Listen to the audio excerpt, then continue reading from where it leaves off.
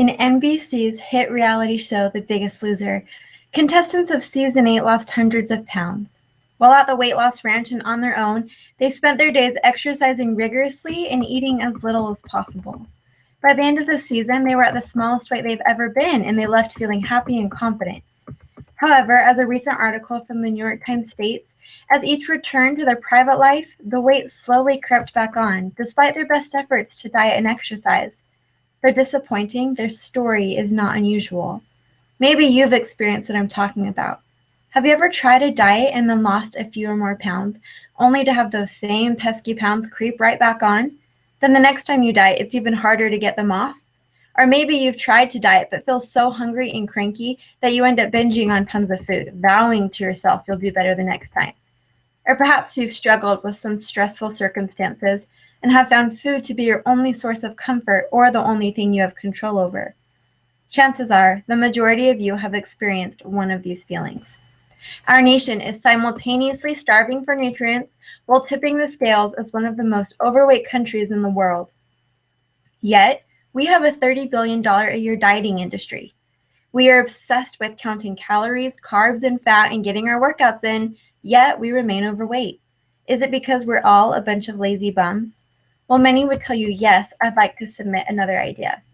Maybe the prescription we've been given for weight loss is incorrect. While many of you may be doubtful, just hear me out. Did you know that 95.7% of those who lose weight are unable to maintain the weight loss long term? If any drug or medical procedure had a 95% failure rate, it would have been rejected.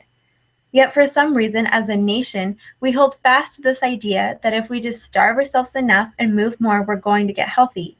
Well, I don't believe that's true, and fortunately, research backs me up. My purpose today is to convince you to reject any weight loss method that encourages you to count what you eat rather than listen to internal hunger cues. First of all, the model we've been given for weight loss does not work long term. For the past few decades, scientists have been hard at work seeking to understand the physiology and psychology behind weight loss. What they found has been buried within medical journals and is just beginning to come out, and thank goodness it is.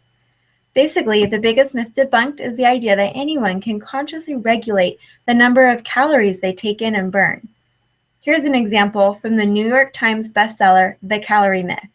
This book has been endorsed by Harvard Medical School, Johns Hopkins Medical School, UCLA, and several top medical researchers.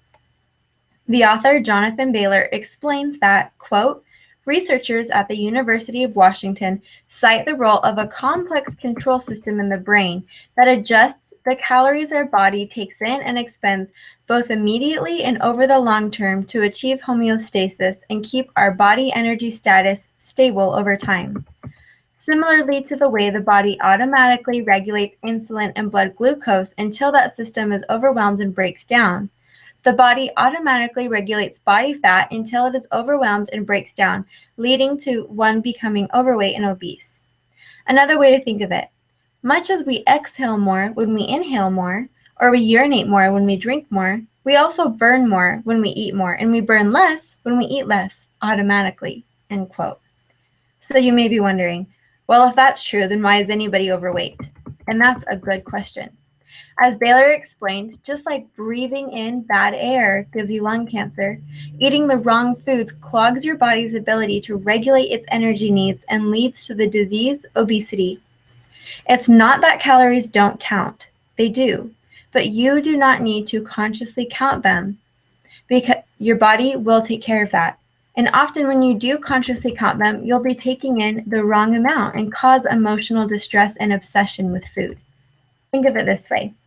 Research is becoming more and more clear about the idea of a set point weight. Everyone has a certain weight that is just right for them, and their body will fight to get to that weight. Usually, in a healthy person, that weight correlates with a healthy body fat percentage. However, for some, as they eat unhealthy foods, to deal with those unhealthy foods, the body raises their set point weight. Here's another quote from Baylor. Quote, long-term fat gain works like this. A person's hormones go haywire, causing his set point weight to rise, and then his body fights to keep him storing more fat.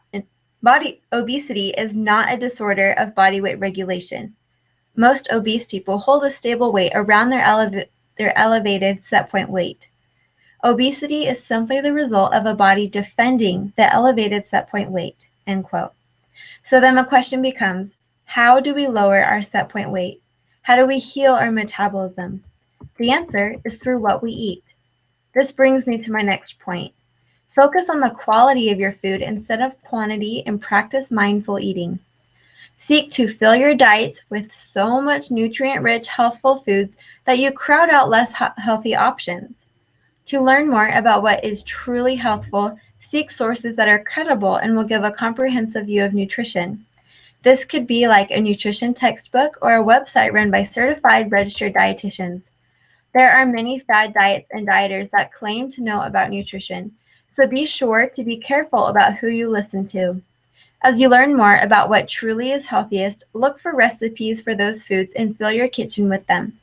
Focus on all the good foods available instead of worrying about what you shouldn't eat. Next, seek to be a mindful eater who listens to their intuitive hunger cues and needs. Too often we eat out of a need for stress relief, or we eat hurriedly while on the go. Mindful eaters take time to listen to their internal hunger cues and delight in the inherent joy of eating. They only eat when hungry, and they stop when full, and they take time to savor each bite. They don't associate morality with foods and rather focus on how some foods make them feel, and then choose to eat the foods that make them feel light and energized. My favorite resource to learn about this way of eating is the book Intuitive Eating, so check that out for more help. In conclusion, this process of filling up your life with good foods and practicing intuitive eating takes a long time to fully incorporate. It is not a quick fix and will most likely not have obvious results right away.